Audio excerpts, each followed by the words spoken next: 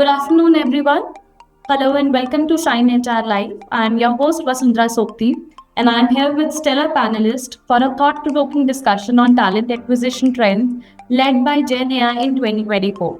As I understand, Gen AI or usage of AI can be really helpful as far as sourcing is concerned. So, would like to get your inputs, anecdotes on how it helps you in your whole sourcing activities, and maybe some examples of how it has allowed you to sort of demonstrate superior business results by using these products and solutions.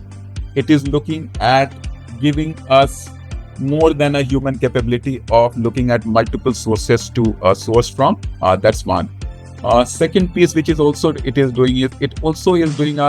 us in matching the roles and sensibility, the right role descriptions into the candidate success profiles which we have, and also helps in terms of tagging those profiles into the right levels of an 80% fit or a 90% fit or a 70% fit or a 50% fit, or fit for a certain role, an architect or a developer role, or a fit for a QA role, or fit for a BA role, and so on and so forth. And if I take technology as a job family, right? So what it does is it is not starting to archetype and create the topography of the profile from a role matching as well.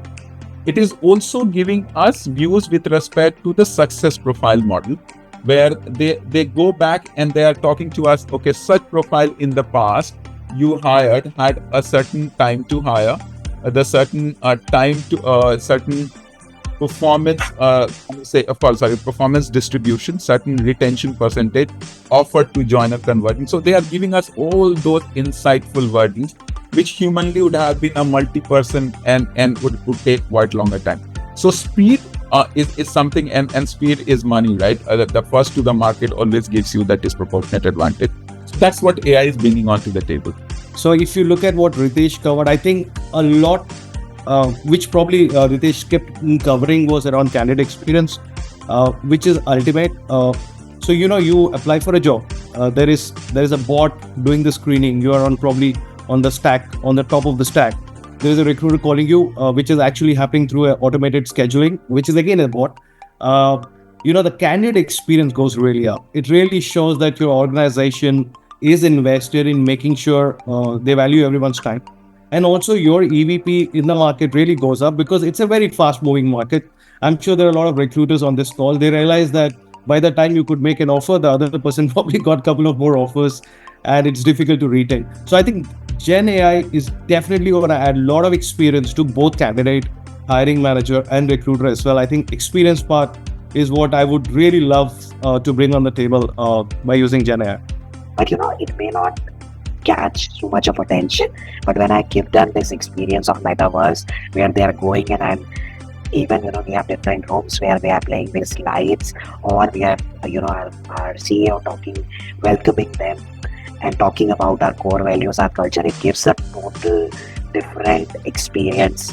And I think so we have done the soft launch of this immersive candidate experience with 1,000 candidates, and given the cancel hires or the dropout ratio, what we see, right? Because so how do you show that you are different and you are adapting to the AI? So because we are also talking about Gen Z and others. So and Global calling themselves as a digital native company, definitely should reflect in our processes, and that is what we are trying to do by building these experiences for the candidate. We adopted design thinking approach. We said that what is it that the candidates are looking for, and what is it that as an interviewer they are looking for, and then we redesigned the whole process, keeping them into the center. And our approach to AI and Gen AI is in that it has to be assisted. So it will not be, we do not use it for decision making, but we use a lot of Gen AI and AI based tools which is assisted in nature. So just to give you an example, one challenge we were facing that there were so many new positions coming in, and how do you make GTs? So then Gen AI came into our rescue, and now with the help of Gen AI, you just put up designation skills and it writes very beautiful JDs, and you can contextualize it also, the approach in AI. So that is one use case we found it used in our kind of context. So the biggest opportunity that I see right now, which is a very short-term goal, is to enhance the efficiency of screening via AI, right? It's a short-term goal. It is a very pedantic goal, but it is a very important goal because there's a huge amount of time that gets spent in just screening. And perhaps because it's manual, it is not necessarily as optimum because, manual could be prone to errors and so forth. So as automation comes in and as AI comes in, as a generative AI comes in, those are things that we are starting off with, or organizations are starting off with. And then the sky is really what the limit is. And there's no limit to this whole phenomenon is what we are calling Gen AI right now. Right from building CV, so both from a candidate standpoint as well as from an organizational standpoint, there's just so much that can happen and is happening already.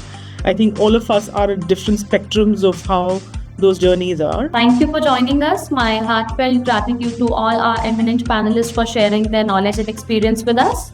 Audience, thank you for listening to us. In case you are looking to hire quality talent, Shine.com is your one-stop shop for it. This is your host signing off now.